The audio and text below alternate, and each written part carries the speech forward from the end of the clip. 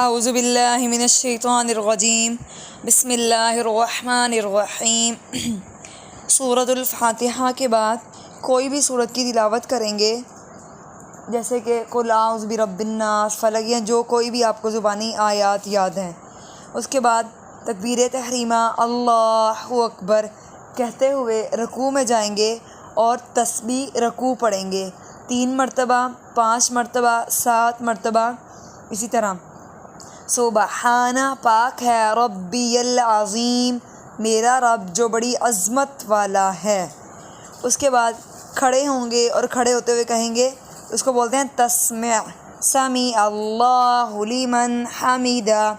سمیع سن لی اللہ نے، لمن جس نے اس کی حمیدہ تعریف کی، سمیع اللہ سن لی اللہ نے جس نے اس کی تعریف کی۔